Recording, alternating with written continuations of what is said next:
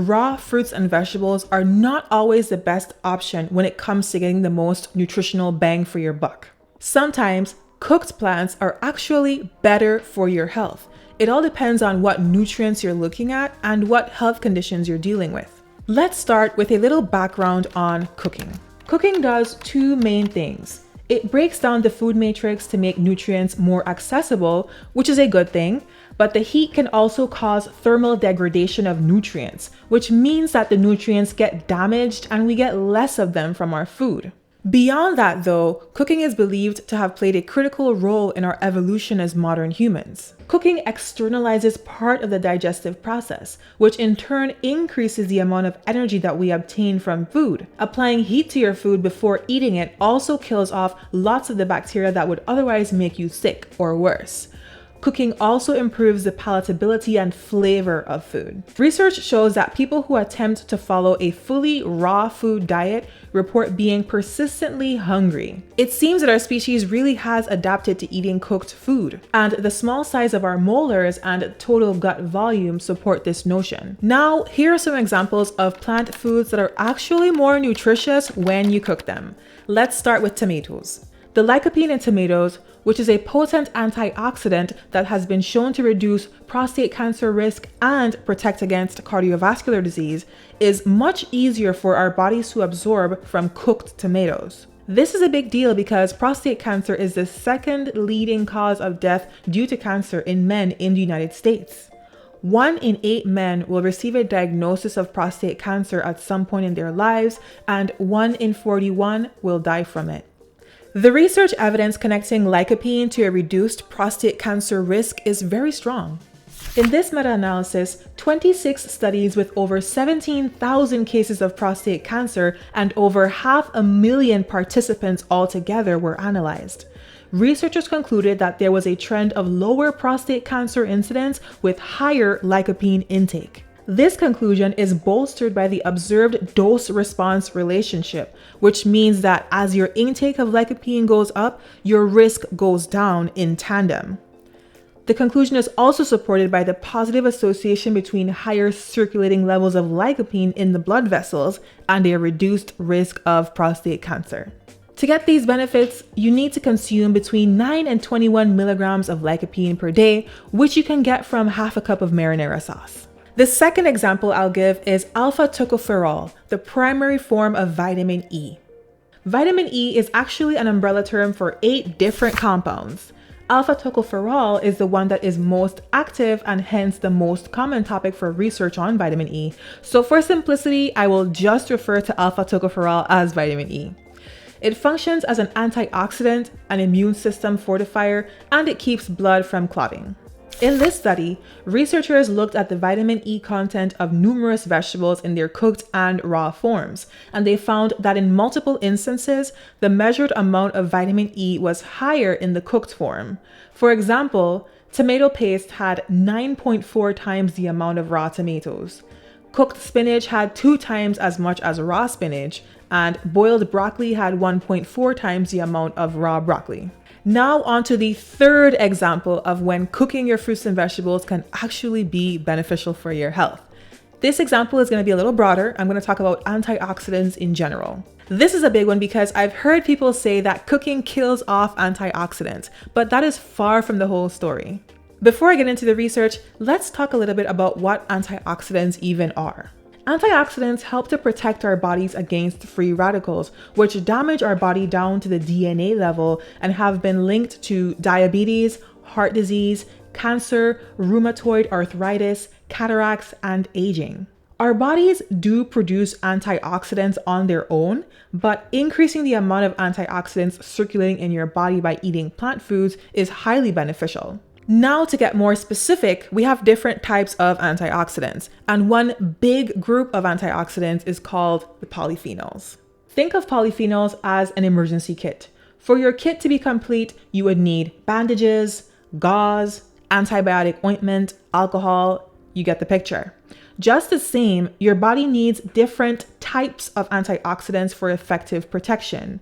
You need antioxidants that can remove free radicals, ones that can activate antioxidant enzymes, ones that can chelate metal catalysts, and others that can inhibit oxidases, and so many more really. The list goes on and on because there are literally thousands of different types of polyphenols. Now let's look at the research on the effects of cooking on antioxidants in plant foods. In this study on tropical green leafy vegetables, researchers found that most of the antioxidant compounds in these plants are easier for our bodies to absorb when the plant is cooked.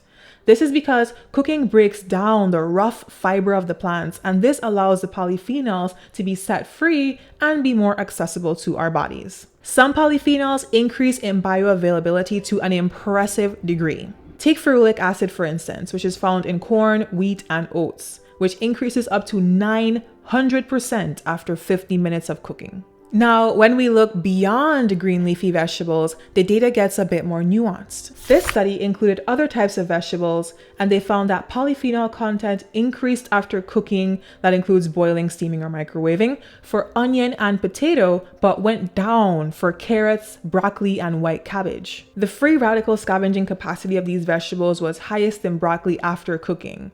Carrots, onions, and white cabbage were more potent when raw. Here's another study which assessed the effects of cooking by various methods, including boiling, pressure cooking, baking, microwaving, griddling, and frying. All of these methods generally produced reductions in the antioxidant capacity of some vegetables and enhancements for others. I warned you, this stuff is really nuanced. To summarize though, boiling was fine for artichokes, eggplants, onions, beetroot, and asparagus, and not so good for pea, cauliflower, zucchini, spinach, broccoli, Brussels sprouts, carrot, leek, pepper, and Swiss chard. For garlic and green beans, the findings were dependent on which antioxidant was even being measured. You have lipoperoxyl radical scavengers and hydroxyl radical scavengers, and those are just 2 types out of many. So basically, the rest of the findings go on in the same fashion. Cooking boosts antioxidants for some vegetables, detonates them in others, and maintains them in others still. The blanket statement that cooking kills off antioxidants is false because there are so many different types of antioxidants and each of them responds differently to different modalities of cooking. Fruits and vegetables are all unique storehouses of a variety of chemicals, and this is why it is so important too to consume a variety of fruits and vegetables on a daily basis, because every time you sit down to eat any type of plant food, you're eating really an array of antioxidants that are protecting your health in a variety of ways. All right, so I've talked plenty about why it can be beneficial to cook your fruits and vegetables. Now let's talk about cases where raw is actually better for you. First, I will talk about broccoli. Eating raw cruciferous vegetables like broccoli is linked to a reduced risk of bladder cancer. Raw cruciferous vegetables generally contain higher amounts of isothiocyanates, which is a class of compounds that have been shown to keep cancer cells from multiplying and enhance the body's natural detoxification system. If you're like me, these results probably don't sound very exciting. I personally do not find raw broccoli to be that appetizing, but the good news is that the research also shows that just 1 serving of raw broccoli per month is enough to reduce your risk of bladder cancer. 1 serving per month. So I think we can do that, right? If you only like your broccoli cooked though, there is something else that you can do to boost the amount of beneficial sulfur compounds in that cooked broccoli, and that is sprinkling powdered mustard seeds on your broccoli. So basically how this works is that broccoli and mustard seeds share the enzyme myrosinase, which converts the cancer-fighting compounds in broccoli from their dormant form into their active form. So when you sprinkle those mustard seeds onto the broccoli, the cancer-fighting compounds become active again. So if you really gotta have that cooked broccoli, this is one thing that you can do to boost the health benefits of it. All right, now on to the second example of when it is better to have your fruits and vegetables raw. This applies generally to fruits and vegetables that are really high in vitamin C and B vitamins. That's because vitamin C and the B vitamins are both water-soluble vitamins and they are very sensitive to heat. So vegetables that we commonly cook, like red and green peppers, broccoli, cabbage, these are all high in these nutrients and they get destroyed in the cooking process. I wouldn't worry too much about the vitamin C though, because vitamin C is one of those nutrients that you can find in abundance in a lot of foods and drinks. So it's not hard to get. Just because you're not getting it from your broccoli doesn't mean that you can't easily get it somewhere else. Now on to the last example, raw fruits and vegetables may be better for your mental health. This is a topic that needs to be studied more, but this paper shows that eating up to 6.5 servings of fresh plant matter each day was linked to less depression, a more positive mood, and more life satisfaction. Now, to tie everything together, I want to highlight research that shows the benefits of eating both cooked and raw fruits and vegetables. Both raw and cooked vegetables protect against cancer, which we know thanks to this paper. The most consistent protective effect was seen with cancers of the upper gastrointestinal tract. There was a tendency for the data to favor raw vegetables, but both types were beneficial. Both raw and cooked vegetables also reduce risk for death from any cause. This was the key finding of this Australian research publication. And I've got one more outcome for you: coronary heart disease. In this 10-year study out of the Netherlands, it was found that both raw and cooked fruits and vegetables had similar benefits when it came to lowering one's risk for coronary heart disease. Now, everything that I have discussed so far is more so general information. But if you recall, I mentioned in the introduction that there are certain health conditions that can impact whether or not a person should be having raw or cooked fruits and vegetables. Some health conditions require people to consume foods that are more easily digested in order to avoid irritation, inflammation, bloating, bleeding, and so forth.